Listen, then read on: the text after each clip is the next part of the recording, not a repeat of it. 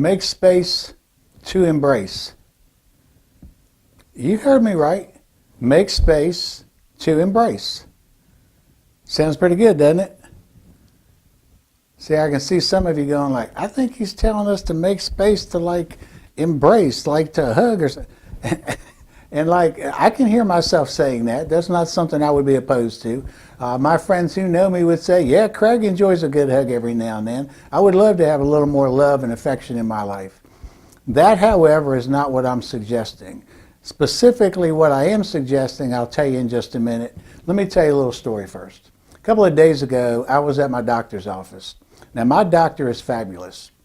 If you have an appointment with him at 10 o'clock, 9 out of 10 times, at 10 o'clock, he's sitting right in front of you. That's how good he is with his time.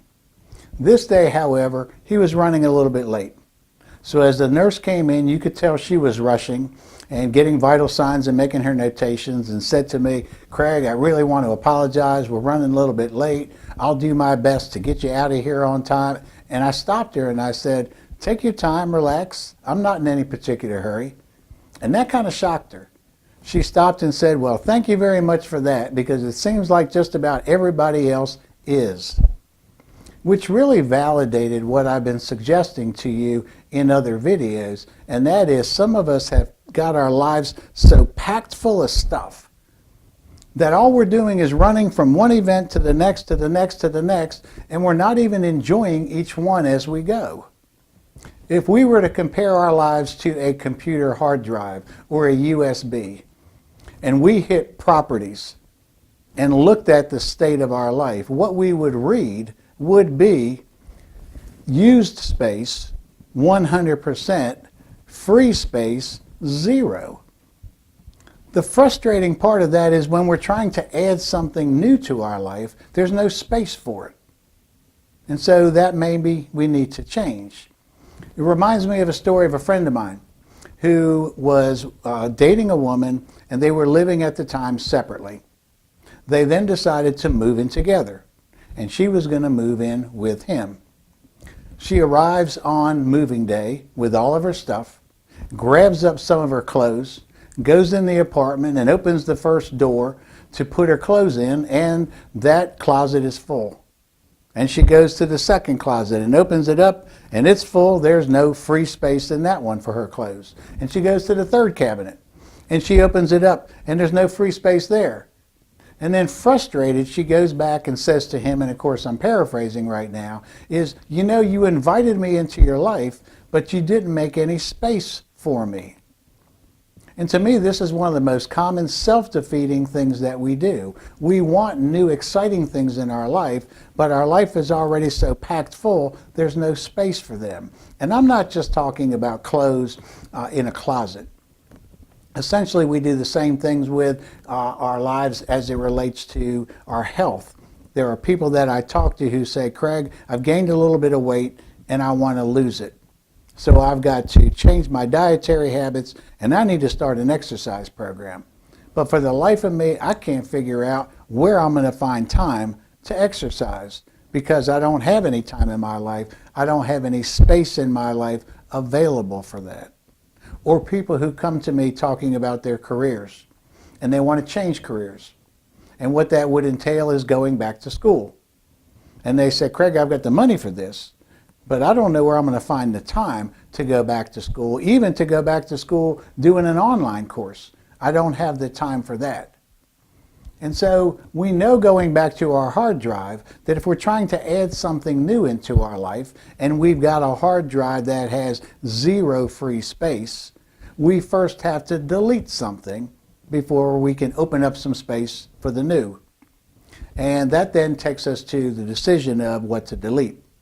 And all of us have probably remembered a time when we didn't take a lot of time thinking through that, or we were deleting in a hurry, and we deleted the wrong thing, and we only realized we deleted the wrong thing until after we deleted it, it was gone, and we couldn't get it back. And all of a sudden we realized, maybe I should have taken a little bit more time through that process, because now I regret that decision of what I deleted. On the very same day that I went to the doctor, that evening I was watching TV. and I happened to catch an interview. Charlie Rose was interviewing Bill Gates and Warren Buffett at the same time. Two multi-billionaires who, when they met 20 years ago, both of them were CEOs of their respective companies. Now, Bill Gates went on to say, you know, when I met Warren Buffett, and I was the CEO at the time of Microsoft, and he was the CEO of Berkshire Hathaway, both of us obviously CEO of multi-billion-dollar companies, we had a lot of things on our plate. I had every single waking moment of my life filled up, and I was absolutely surprised when I met him. He told me he had lots of free time, lots of free space. And at that point in the interview, Warren Buffett pulls out of his pocket his little day timer, about the same size as this, probably similar to the one he used 20 years ago, and he gave it to Charlie Rose. And Charlie Rose is flipping through the pages of it, and he's looking at week after week, and he's going, you know, most of the weeks in here, there's only like about 3 appointments. And Warren Buffett said, yeah, and by the time I get to that week, I probably will have added only 1 more. It's at that point that Bill Gates said, you know, what I really learned from Warren that was one of the most valuable lessons to me is that we control our time. And that sitting and thinking may be your highest priority.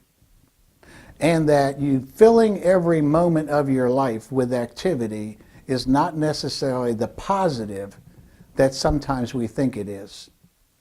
And at that point, the conversation went back to Warren Buffett, and he said to Charlie Rose, you know, I'm worth over $60 billion. I can buy basically anything that I want, but I can't buy time. And so I am very careful with it because I can't buy more time. Folks, to me, the moral of the story is we do control our time. At least we have the choice of controlling it or letting it control us. And that if we have our lives packed full of stuff and we're wanting to make space to embrace something new in our life, maybe the first thing we need to make space to embrace in our life is a little bit of time to consider that decision of what we're going to delete, to make sure that after we've deleted it and it's gone and we can't get it back, that we don't regret that decision. So I wish you will, making space to embrace all the new, exciting, wonderful things that you've got coming in your life. But remember, if your life is currently packed full, you might first have to hit delete. Folks, that's my perspective. What's yours? Swing by our website, leave us a comment or a question. Check out other videos like this one. And if you like this one, please pass it on. It's been a pleasure being with you. Till next time, see ya.